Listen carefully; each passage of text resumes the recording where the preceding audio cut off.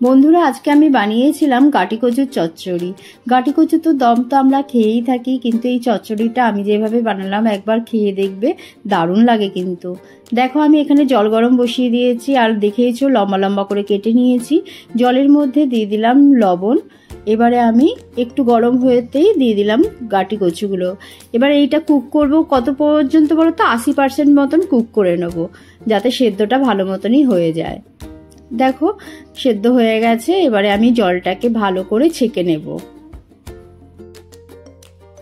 এবার আবারও কড়াই আমি চাপিয়ে দিয়েছি। এবার দিয়ে দিলাম সর্ষের তেল। এই সর্ষের তেলেতেই এটা কিন্তু খেতে সুন্দর হয়।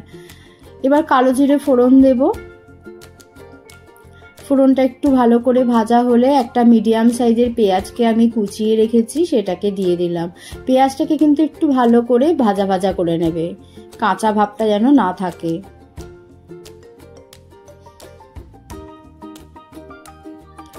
পেঁয়াজটাকে একটু ভালো করে ভেজে নিলাম। এবারে আমি ভাপানো কচুগুলোকে দিয়ে দেব।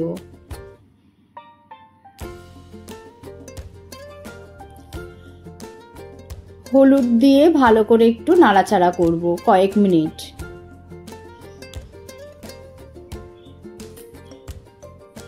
হলুদ দিয়ে দেখো আমি কয়েক মিনিট একটু নাড়াচাড়া করে নিলাম।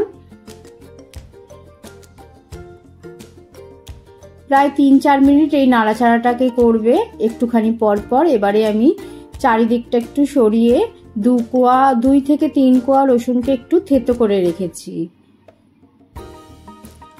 আর এখানে একটা মশলা করে নিচ্ছি। দেখো, সর্ষে, কাঁচা লঙ্কা, লঙ্কাটা পরিমাণ মতন দেবে। 1 টেবিল চামচ দিলাম সর্ষে আর 1 টেবিল চামচ দিলাম পোস্ত। এবার এটাকে একটা পেস্ট করে নেব লবণ দিয়ে। পরিমাণ মতনই আমি এখানে লবণটা দিয়ে দিলাম কিন্তু। এই দেখো, আমি সরিয়ে নিয়েছি একটু কচুগুলোকে, দিয়ে মাঝখানটা ফাঁকা রেখে ওই তেলটার মধ্যেতেই আমি 2-3 কোয়া রসুনকে থেতো করে রেখেছিলাম বলেইছিলাম, সেটাকে দিয়ে একটু ভাজা ভাজা করে নিলাম যাতে কাঁচা গন্ধটা চলে যায়। তারপরে আবার সব মিশিয়ে দেবো।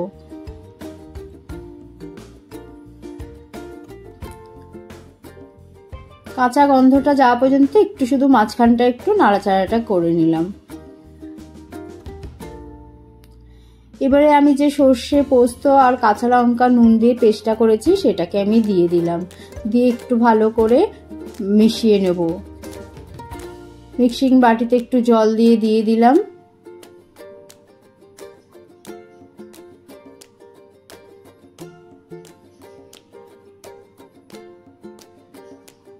কয়েক মিনিট একটু নাড়াচাড়াটাকে করে নেবে। কচু তো এমনিতেই সেদ্ধ হয়ে গেছে, আর এরকম নাড়াচাড়া করতে আর যে 20% সেটাও কিন্তু কুক হয়ে যাবে। অল্প একটুখানি জল দিয়ে, 1 গাদা জল দেবো না এতে, আমি অল্প একটুখানি জল দিয়ে দিলাম। এবারে একটু মিষ্টি দিয়ে দেবো। মিষ্টিটা দিলে পরে স্বাদটা বৃদ্ধি পায়। তোমরা কেউ চাইলে যদি স্কিপ করতেই পারো, আমি একটু অল্প চিনি দিলাম। এবারে কাঁচা সর্ষের তেল দিয়ে ভালো করে মিশিয়ে নামিয়ে ফেলবো। দেখে না, আমার কচু রান্নাটা কিন্তু হয়ে আসার পথেই। এবারে দিয়ে দিচ্ছি আমি কাঁচা তেল। দেখো, কচু কিন্তু পুরো সেদ্ধ হয়ে গেছে।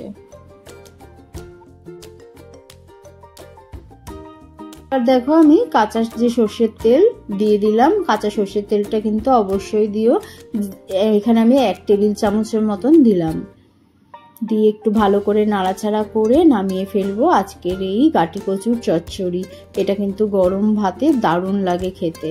আমার কথা অনুযায়ী এবং আমার রেসিপিটা দেখে তোমরা একদিন করে খেয়েও দেখো, দারুণই লাগবে। তাহলে বন্ধুরা, দেখো আমার রেসিপিটা কেমন হয়েছে অবশ্যই জানিও কমেন্টের মাধ্যমে। লাইক, শেয়ার, সাবস্ক্রাইব করে আমার পাশে থেকো সকল বন্ধুরা। আজকের মতন এখানেই, ধন্যবাদ।